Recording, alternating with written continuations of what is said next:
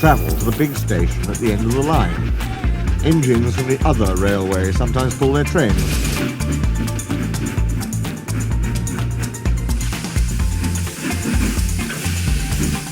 These engines stay the night and go home next day. Gordon was talking one day to one of these. "When I was young and green," he said, "I remember going to London." "Do you know the place?" "The station's called King's Cross." "King's Cross?" snorted the engine. "London's Euston. Everybody knows that." "Rubbish," said Duck. "London's Paddington." "I know. I worked there." "King's Cross." They argued till they went to sleep. "King's Cross. They argued when they woke up. King's Cross. Euston." They were still arguing when the other engine went away. "Stupid thing," said Gordon crossly. "I've no patience." "Stupid yourself," said Duck. "London's Paddington." "Paddington, do you hear?" "Stop arguing," James broke in. "You make me tired. You're both agreed about something anyway." "What's that?" "London's not Euston," laughed James. "Now shut up."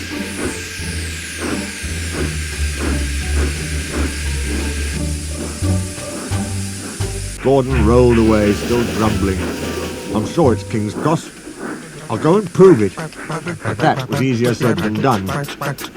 London lay beyond the big station at the other end of the line. Gordon had to stop there. Another engine then took his train.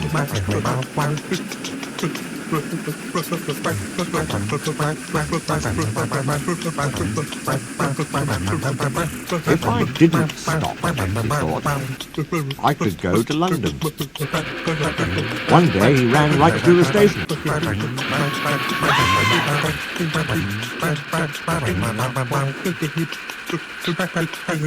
Another time he tried to start before the fireman could uncouple the coaches.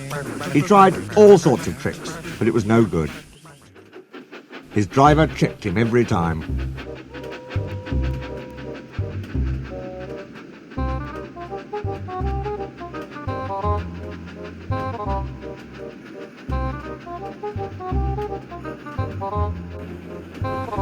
Oh dear, I'll never get there. He pulled the express to the station as usual.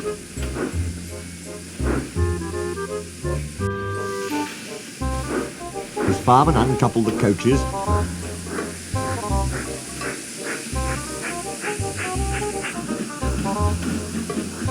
and he ran onto his siding to wait till it was time to go home.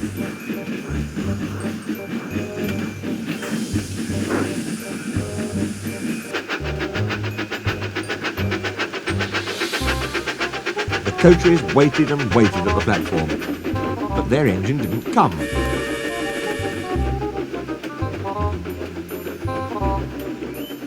A porter ran across and spoke to Gordon's driver. "The inspector's on the platform. He wants to see you." The driver climbed down from the cab and walked over to the station. He came back in a few minutes looking excited. "Hello," said the fireman. "What's happened?" "The engine for the express turned over when it was coming out the yard. Nothing else can come in or out. They want us to take the train to London. I said we would if the Fat Controller agreed. They telephoned and he said we could do it. How's that?" "Fine," said the fireman. "We'll show them what the Fat Controller's engines can do. Let's go!"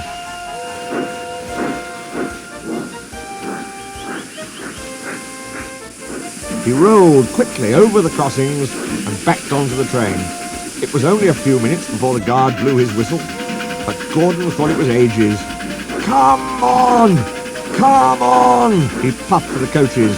"Come on, come on, come on, come on, come on, come on, come on! We're going to town, we're going to town," sang the coaches. Slowly at first, then faster and faster.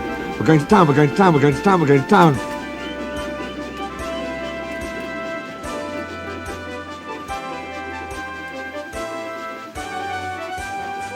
Gordon found that London was a long way away. "Never mind," he said. "I like a good long run to stretch my wheels." But all the same, he was glad when London came in sight. The Fat Controller came into his office next morning. He looked at the letters on his desk. One had a London postmark. "I wonder how Gordon's getting on," he said. The station master knocked and came in. He looked excited. "Excuse me, sir, have you seen the news?" "Not yet, why?" "Oh, just look at this, sir." The Fat Controller took the newspaper. "Good gracious me," he said.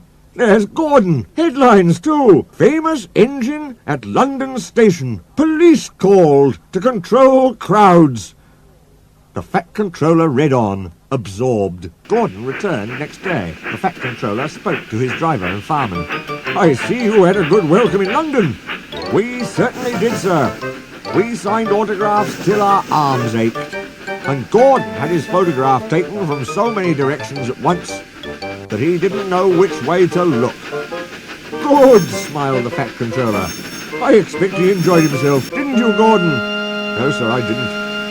"Why ever not? London's all wrong," answered Gordon sadly. "They've changed it. It isn't King's Cross any more. It's St. Pancras.